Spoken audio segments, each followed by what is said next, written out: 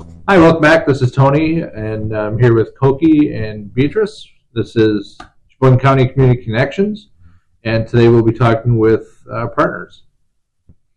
So, Beatriz, what can you tell us about partners?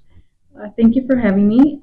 So, partners, our mission is to provide resources to connect the community. So, a little bit about us is we weatherize homes. I'm sure you've seen our trucks out there. Apart from this, we also do energy assistance in various counties. And then we do other services like the first time home buying assistance, the HVAC services, and we also do lead ramification along with any water or furnace emergencies. Okay. Get people ready when the weather changes. Correct, yeah. We get a lot of calls during the colder months, only because people go and turn their their water heaters or their furnaces, and they're not how they should be working. Oh, gotcha. You gotta have the heat. It gets cold here. Yeah. That's really cool. And so where does most of your funding come from? Do you have donations? Yeah, we get funding from DEFRA, which is the state. They provide us with the monies. So we try to use as much money as we possibly can because they're very generous with their amount that we get. So it's like use it or lose it type of situation. So we try to get as many homes as we possibly can within the 5 counties. That's really awesome. Mm-hmm. Really cool. So, what does your organization look like? Like top down, is it a nonprofit? I assume. Is there a board? Is it just one person in charge, or how does it all work? Yeah. So we have our CEO. Her name is Karen. And then, so she is the head of partners, and then we are a nonprofit, which is then we have board members as well. Now, a lot of our board members have been there for many years, and then we all kind of have our departments like any other nonprofit. We have the weatherization, which the director, his name is John Fleet. He's the one that he's the head of that program. So. How long have y'all been around? We have been around for many years now. I'm sorry, can't tell you the exact year, but yes, I actually can. I'm sorry, it's 1975. Oh, wow. Since 1975, Lucio Fuentes, he's the founder of Partners. Okay. And it first began to provide services to immigrant farm workers. But then it expanded to other things like translation services, and then also weatherization is a huge part of that. Okay. Well, yeah, I didn't know. Because I've recently met with y'all, so I was so wondering how long. I thought you were a newer foundation. I didn't know you were around so long. Yeah. Cool. Yeah, every once in a while I'll see the van driving around and think, man, I use some insulation in my garage. How long have you been with the organization? So I just have been a year. I just turned a year. Had my anniversary come up, but within this year, I have been really busy doing part of outreach work as well as processing applications. We do 5 counties, so that is Sheboygan County, Manitowoc, Osaki, and then we're also doing Door County, and Kewaunee. So that really keeps us all afloat. Yeah. And where do you have like local buildings in those counties, or is it mostly like just run out of one? How does that work? Yeah, so we have one in Milwaukee, and then that we also do Milwaukee, but that's in a different building. And then we also have a building in Sturgeon Bay on Spruce Street, and then we have 2 in Sheboygan. One is the main office, and the other one is where I am located, the warehouse. That's where we have all of our techs, our auditors, all of our weatherization stuff. Okay. Since that is our biggest funding and our biggest program. Yeah. Mm-hmm. And so how does somebody get in touch with you if... Yeah, so first off, one must be eligible for energy assistance. So for the Sheboygan County here, ESI is the one that does the applications, so Energy Incorporation Services. Once one has energy assistance, then they are eligible for weatherization. They can apply at partners4cd.com under the weatherization tab, or they can contact me and I can send them an application online. So there's various ways. If they are hard of hearing or have difficulties writing, they can definitely give me a call and I can file that application for them over the phone. Do you have a rough estimate about how many people you're able to provide service for every year? Oof, that's a difficult one, only because there's so many counties. So even if it were local. Yeah. Okay, locally for Sheboygan, I want to say a couple thousand a year, at least just for Sheboygan County. Yeah. Okay. Yeah.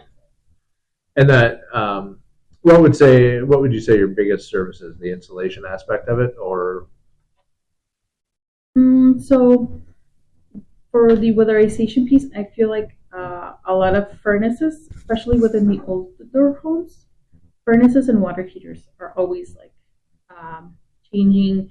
And then one thing about us, we're always evolving as time evolves with new modern technology, whether that's new services, whether that's new furnace, new heat pumps, whatever that looks like.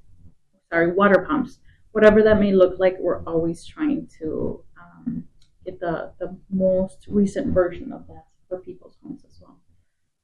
Another thing too that I see a lot is insulation in the homes. A lot of people call regarding my bedroom. It gets really cold or really hot during the summer or winter season. This year we just implemented something new, which is the central air. Okay. So that's really nice. Yeah. So homes that have central airs can definitely qualify for that. Oh, that's cool. Mm-hmm.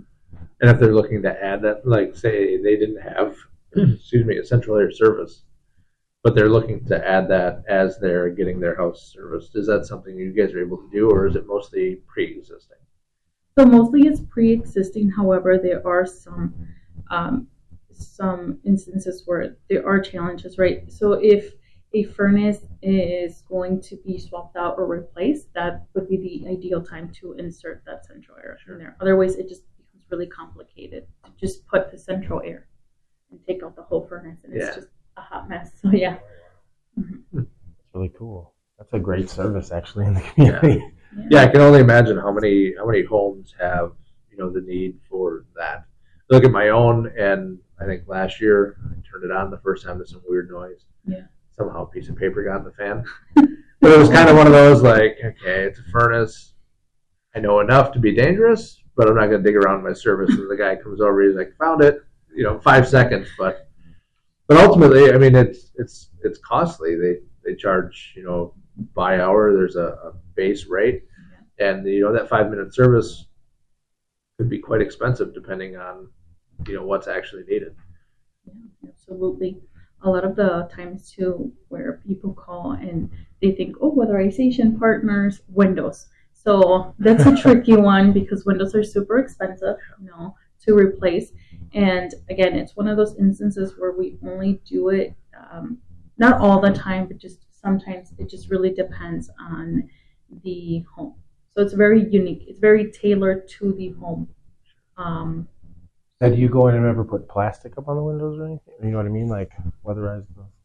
We don't put plastic on the windows, but we do provide services when people need information about windows or how to like do it that. and things like Yeah. that? Oh, gotcha. So just a good resource in general. Mm-hmm. Perfect. Yeah, I didn't know some of that stuff. I grew up down south. We didn't weatherize anything. And everybody had air conditioning down there. Yeah. And some of these services too apply for mobile homes. Mobile homes are a little trickier only because our funding is very limited. However, we still go and we have our emergency furnace number. So the homes can be warm during the winter season. We may not do insulation on the bellies of the mobile homes. That's what they call them, underbellies. Yeah. Sounds funny. Or like ducts. But we do that piece of like just replacing that furnace. Okay. Mm-hmm.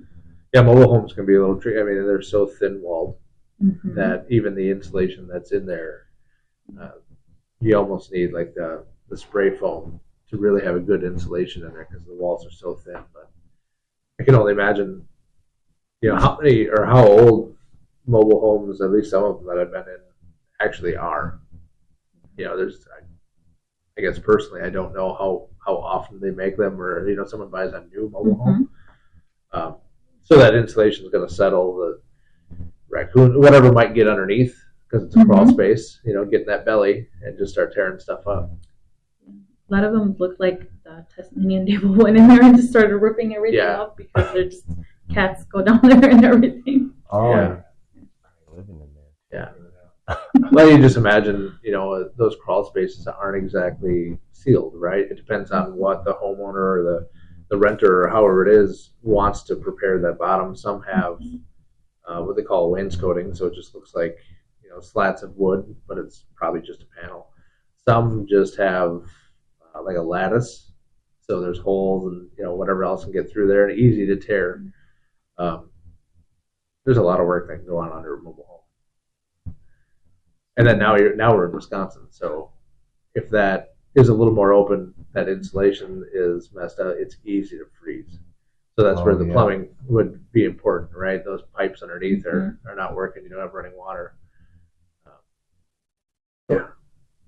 Are there other spots? So I think I met you at the farmers market, correct? Yes. And are there any other places that people can find information or events that y'all do? Or anything like that? Yeah, so they can go onto our website. We try to post there. We also have a Facebook where our social media manager is constantly uploading events. We also have our sign-up sheet, so that tells you what events are coming up. We do have the trunk or treat coming up, which is on October 26th. Yeah. So kids are encouraged to dress up. We have a whole bunch of vendors there for their nonprofits. So it's basically a fair for nonprofit vendors. And then we also, along with that, get to put our little van with, just dress it up and make it look cute, hand out candy, and most importantly, resources. And the positivity booth will be there. Yeah. Me too. Styles and Smiles, more prizes as well. I'm excited. I think is this our first time collaborating with y'all? No, I think this is our second. Last year you were there. But At the trunk and treat, it was cold. Yes, it was cold. I remember But now. I was just into this role, so I was very new. I just wanted to go and just check it out. But yeah, I remember you were there. Right. It was cold. It was. Yes. Well, I'm coming prepared this time. It'll be 70 this year. Right. I know, I was just thinking that. Like, what do we? Yeah. Oh, that's fair. It is pretty warm. A little chillier this week, which is a good reason to have your stuff checked, your furnaces, your Your insulation, battery in your car. battery in your car, although it's not quite that cold yet. So, quick disclosure, I had to get a ride here to the podcast today because my battery's dead. And yes, I was supposed to actually go pick it up when I dropped off my significant other at work. Instead, I got distracted and went home and shut my car off. Instead of going to get a battery. And yes, that's where I'm going next. Good. Wait, do y'all have batteries? I need to weatherize my car. So the trunk or treat, and that's the next upcoming event, and then you're at the farmers market consistently? Yes. For the most part, yes, we're there on Wednesdays, but that's coming to an end soon. So after our trunk or treat event, we have something that's called Comedy for the Community. We have a magician coming, and then it's to raise funds for our partners organization. And then that also gets really fun. There's plenty of booze, plenty of fun activities, and they're there to watch the magician. I believe he comes from Las Vegas. I forget who his name is, but I've seen him on YouTube, and he's really exciting to watch. So. Where's that located? So that would be in the Lutheran High School. Okay. Oh, okay. Mm-hmm. So nice big gymnasium. Yeah. And Yeah. Do you go to the winter market? Or will y'all be there? No, we do not do the winter markets. Usually during this time when my workload increases significantly. The weatherization. Yeah. Yeah. So You gotta reel me in sometimes. no, it's okay. And then with the 5 counties, so for every application I receive, I have to do 15 documents that go with it. So so just one application, one household really is just, it's awesome. It keeps me busy, keeps me on my toes along with everything else. Yeah. I certainly have a passion for it. Oh yeah, certainly helping people. I really love it. Yeah, to do that. So it keeps us busy. Yeah, well, busy's good because well, that's what you're in it for, right? Yes, absolutely. We're not in it to be rich. Yeah. That's for sure. No. Yeah, if that's what you're here for, then Yeah. I know I can relate to you. But no, it's about with me, it's about the smiles. Anyway, and I love connecting with other organizations that are doing the same thing because we all bring different positivity to the community, and that's really how Lieutenant Blodgett and I connected as well. I actually was dancing in the lobby. Yeah, that's how him and I met. Okay. I did a whole dance in there when I was door dashing one time, and they sent it all over. Actually, he was there. He tells the story a little better than I. Yeah, so our dispatchers, we're all in the same building, and our dispatcher's like, "What is happening out in the lobby? What are you talking about?" Right? I'm doing paperwork and doing whatever, and they show me the video, and I'm like, "What is this?" So they're like, "Oh, I think it's this guy." So I sent him a message, "Hey, I'd like to talk to you," but it was more stern because I'm not very good with words. He said, "Hi, we love your positivity, but I would like to talk to you about the dance you did in the lobby at the sheriff's department." And I looked at Steph and I was like, "Wait a second, can I get in trouble for dancing in the lobby at the sheriff's department?" I said, "I don't think so." Yeah, apparently words are hard at whatever time in the evening for me, or most of the time. But and then he came in, we sat down and had a good conversation, got to know each other, and here we are, episode 7. Yeah. He nominated me for an award and stuff. I got a community award at the thing. It was really cool. Like a lot of this, all through the positivity, and all of us have a passion for it, and connecting those passions builds it more. And that's what all this is about. The resources. I didn't know, even talking to you, some of the stuff you're saying, I didn't know about it. And it helps me know it because now I can spread the word too. I know some people already that are probably going to get a hold of you because I'm going to tell them about what you do. Great. Yeah, I mean, it's so easy to, say you're renting, you own a house, whatever it is. Year to year, there's something that needs to be done to that house. Mm-hmm. And if that list even takes like a week off, it's so easy to have that draft that's just taking all the heat out of your house. And, mid-February, when it's the coldest, that's when you really figure it out. And so now, you can be a homeowner or the landlord for the place that's rented would have to get a hold of you, correct? So I would be, if they are renting, I will then reach out to the landlord on behalf of the tenant. So the tenant does not have to do that. I will do that. And then most landlords, they love us because we insulate their homes. We bring money to their homes. So they, for the most part, they like what we do. And then just depending on how that looks like, because there are contributions from the landlord up to a certain point. I don't remember what the percentage is, but depending on how many buildings there are, and if that landlord is paying for a portion of their water bill, then he will have to contribute, or she would have to contribute. It's either or. If we can rent or own, we'll still go in there and do that. Another thing that I would also quickly like to mention is our first-time home buyers program. We just received a bunch of money from ARPA, and we like to help out the community as much as we can. So therefore, partners can help with a down payment of up to $10,000.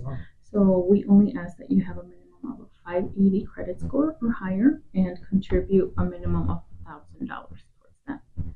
And then we can definitely help out. Yeah, that's really cool. That's huge. And then for a family of 4, the income cap is $150,000, which is fairly high. Yeah. So a lot of people can definitely qualify.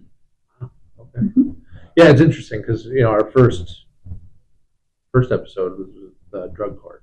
Yeah. And we had one of the graduating members here talking with us, and he was so proud to, I own a home, I do all this. Well, it's so great that you guys are able to do that because a lot of people come in, not out of recovery because you're always in recovery, but getting in a good footing in recovery.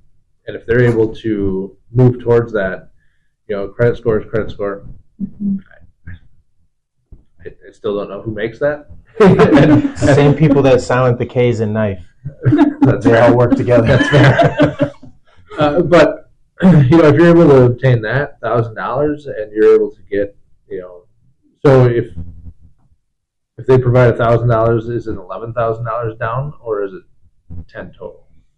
So partners will provide up to $10,000. It really Okay. depends on what the income looks like Of for that course. person, right? So, but yeah, and then so it'll be a total of $11,000. Okay. Yeah, that's awesome because I remember when we bought our house, it was kind of a man. Yeah, And, yeah. and and we're 11 years into this house, and it's still kind of a okay. Yeah. Yeah. You know, Funny story about that. So I had applied for partners to buy my own home this past February. We just closed, and we thought we were going to qualify because it was lower back then. The income limit was lower, and we were off by literally like $2,000. And I was like so sad because we just didn't make it, by like $2,000. And I was like, all that down payment would have definitely helped us with more furniture, whatever the case may be. A nice little bar in the basement, something cute for us, but just so now they added more money and they saw the importance of people. A lot of people are in the same situation as my husband and I were, so they want to contribute to that, and that's why it's $150,000 for the. Pretty generous. Oh, wow. yeah, it's just amazing. Say 10 years ago to today, how expensive things have gotten. I saw a video. I think it was yesterday. Guys at McDonald's orders his family some food. It came to like $12, right? And that's a Happy Meal and a burger and something else. And then they did today's, and it would be something around 38. And it was and you don't realize it because we've been living in it, right? But when you look at groceries, what was it? Cheetos are $6. It was I saw one the other day where the older lady is like, I'm so proud I'm strong enough to carry $100 of groceries in one hand, and it's literally one bag. Yeah. Now what's in those groceries? I don't know. So I DoorDash, and I remember one of the first times I recognized how much it went up. This order was $52 or something, and I think they had one large pizza and like it was nothing. I remember when it was $20 for two large pizzas, a 2-liter, and breadsticks. Yes. For $19.99. Deal. Yes. And now I looked at it, $52. I'm expecting 10 pizzas or something. No. Yeah. And even the McDonald's orders and stuff like that. Wow. Like Happy Meals are $12, aren't they? Like, you know what I mean? They're up there. They're nothing happy about that. Wow. No, it's Certainly not against any company and their pricing, but in general, it's kind of crazy how much more things have gotten. Look at vehicles, housing. I got a letter the other day. Hey, your house went up this much. Why? It's the same house, and I've done less to it. In fact, I probably need to work on my water heater. Think about it. So do you guys do like educational seminars as far as this is how you change a furnace filter? This is how you change parts of the water heater. And do you bring those different specialties in and teach the homeowners? Yes, so thank you so much for reminding me. We also have an event coming up for homeowners specifically where we have Dan. He is our HVAC guy, and along with Conrad, he is the supervisor for the crew. And then both of them will be talking about how to maintain your home, what to do in certain situations, and how to avoid putting, what is that called? Like a lien on your home. Okay. Because in the long run, it just it snowballs. So it's a lot of good information. I believe an insurer guy from Acuity will be there. He does like the home insurance. He will also be there explaining his side of things. a lot of the times we get calls, well, I get calls from people saying, hey, do you guys do roofs because my insurance is about to go up? So they're kind of desperate at that time, but then I have to explain to them we just do not do roof repairs just on a whim. There's a process for that. We have our home for rehab program for that as well. So yeah, that event itself will be very beneficial, and that is coming up sometime, I believe, next week. Awesome. Oh, okay. If you tag us, we'll share it out for you too. Certainly. Yeah, I was lucky enough as a kid, hey, go change the furnace filter, go do this. Yeah. All of my father, my grandfather, all my uncles, my mom knew how to do electrical, plumbing.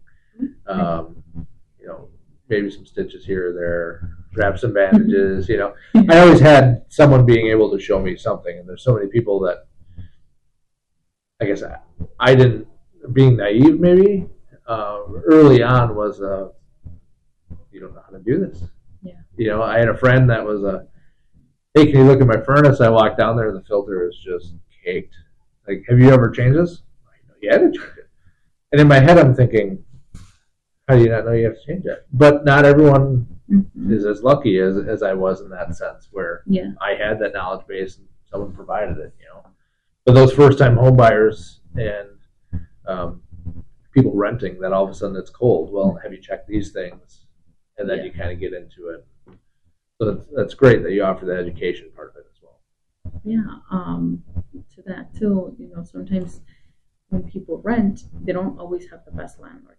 The landlord doesn't always have the best interest in the tenant, unfortunately. Yeah. So then they call us, and we also work with them. So I did say, primarily for first-time home buyers, but really anybody can attend because it's great information. Like you said, there may have never been somebody there to teach you that, so you don't know. The more you know, the better. Oh, I agree. Landlord-tenant stuff is always interesting, and the more houses, the more buildings you own as a landlord, then again, that trickle-down effect, right? Unless you have property managers for each one or even a group, you may have the best interest of your renter or whatever, or your property in mind, but because you have so many, it may get lost. And that ultimately just comes down to the community and who we're trying to help. Yeah, absolutely. I didn't know about that.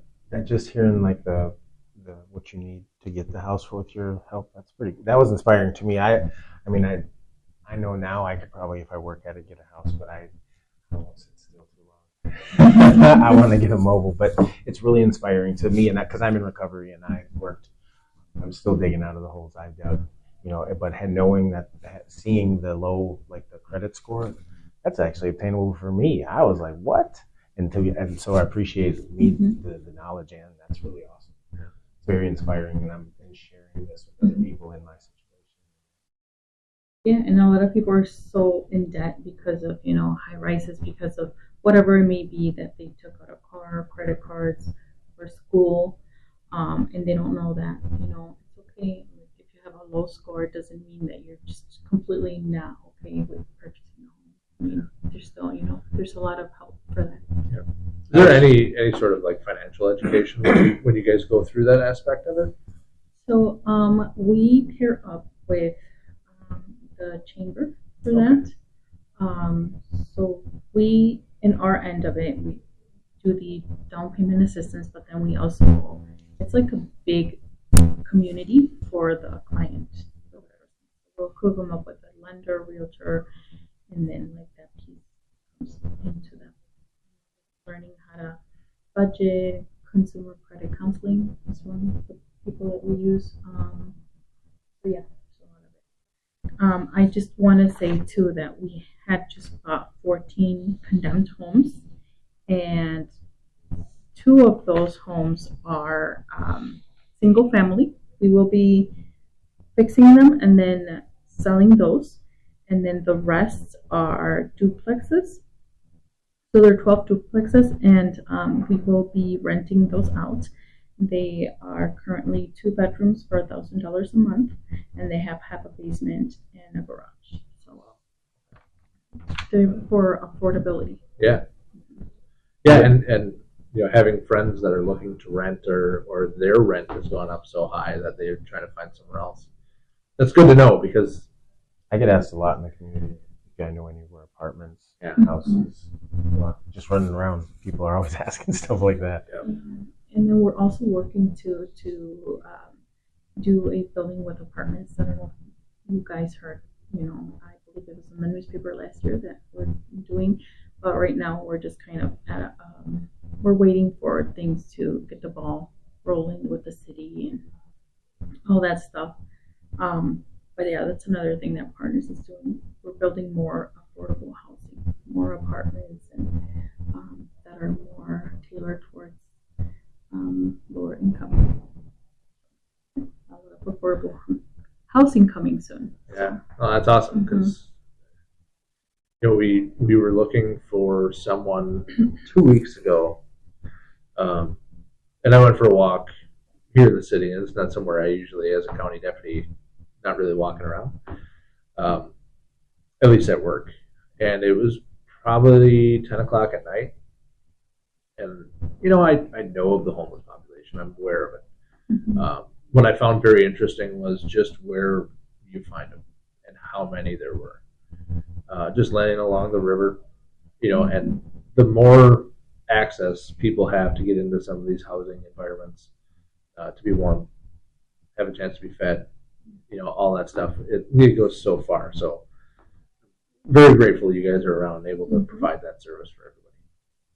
Yeah, we're so excited to get things going and get people in there.